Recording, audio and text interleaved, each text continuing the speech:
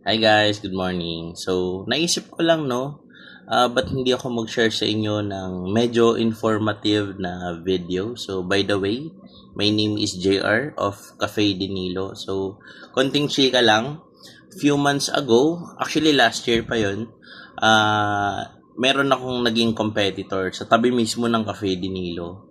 So, nagulat ako na tinanggap nila yung tenant, considering na food business ako at the same time more on drinks, milk tea, frappe, iced coffee, shakes.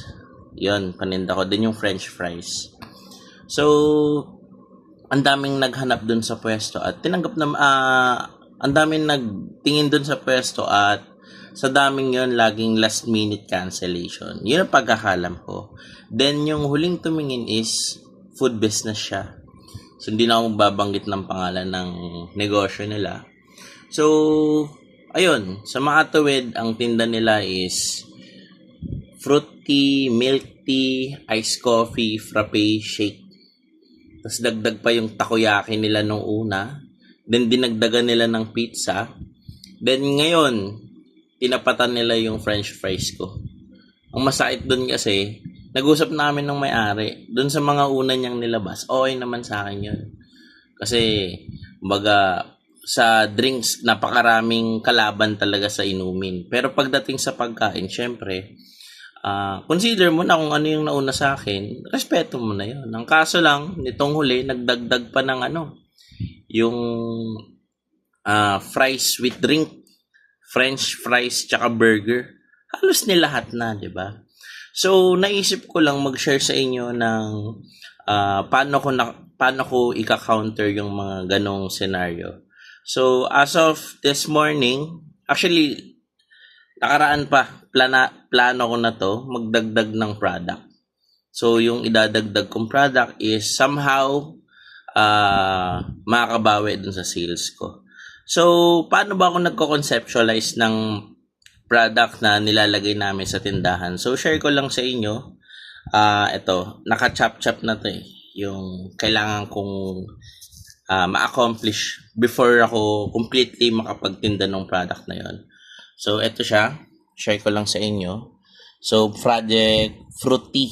Ayan. So, ano yung una kong kailangan i-provide? First is yung recipe.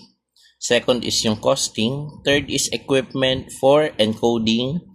5 menu, then lastly is yung training. Ayan. So, first yung recipe kasi kailangan matikman mo muna. Pag masarap, that's the time na ma-consider mo, kakagatin ng tao to. Ayun. So, pangalawa is yung costing. Is it competitive? Is it feasible ba based dun sa competitors mo? Kaya mong ilaban yung presyo niya. So, ang ko-consider nyo dito, not just the product itself, but also the logistics. Kung magkano yung delivery charge nung ingredients na yon papunta sa'yo, or kung halimbawa kukunin mo yon ng nakamotor, yung transpo mo, kailangan kasama yon. So, third is yung equipment na kakailanganin mo. So, dito naman, halos lahat naman ng kailangan ko, yung mga measuring cup, yung jigger, yung sa syrup, tapos yung stirrer, etc. Kompleto naman. 'Di ba? Sa part ko. Next is yung encoding. Encoding is, halimbawa, gumagamit ka ng POS. So, dun sa POS na yon, kailangan maipasok mo siya. Then yung sa stock, depende sa depende sa negosyo. Marami pa rin kasi ngayon manual. Pero sa katulad ko, gumagamit ako ng POS na internet-based lang naman siya. Tapos meron din akong resibo.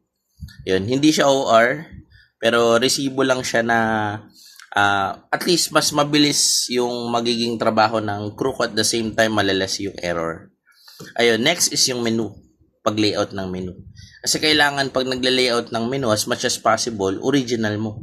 Background, yung mismong product na ilalagay mo, then yung pricing, ayun. So, para mas catchy, tsaka mas authentic siya tignan. And lastly is yung training.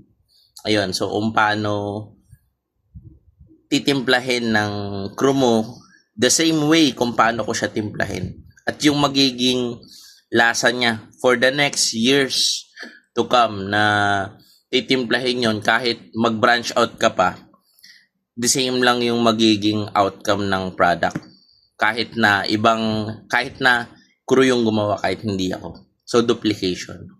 So, as of this moment, ito pa lang yung natapos ko. Share ko lang sa inyo para magka-idea kayo. So, 16 ounce, and yung flavors, dapat isa-isahin yan.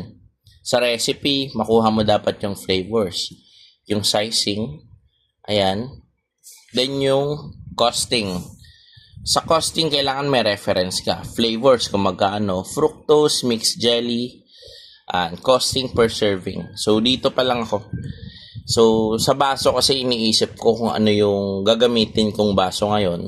Napakarami na kasing options. Unlike before, ang option lang is yung, yung PP cups, U cup. Ngayon, alam niyo sa Starbucks, banggitin ko na since malaking company naman sila. Starbucks, meron yung baso nila parang ganito. Daba cup. Yan. Pero parang pasadya yung sa kanila kasi yung pinaka bunganga niya, parang tasado. Ito kasi may matulis na part. Pero parang ganito. So, iniisip ko kung ipapasok ko na sa ganong part.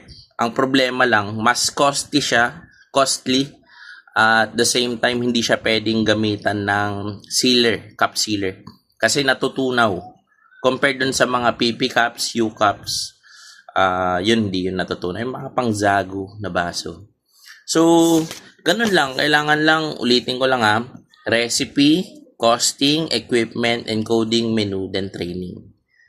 Ayun. Then yung legalities, ano naman na yun Kumbaga, basta meron ka na nun sa existing business mo, di mo na kailangan provide. Ayun lang. So, 7 minutes video for just this. So, sana mag-succeed. Inaaway nyo ako Yung sinasabi ko yung katabi ko Inaaway nyo ako, hindi kayo nakikipagkasundo sa akin Bahala kayo.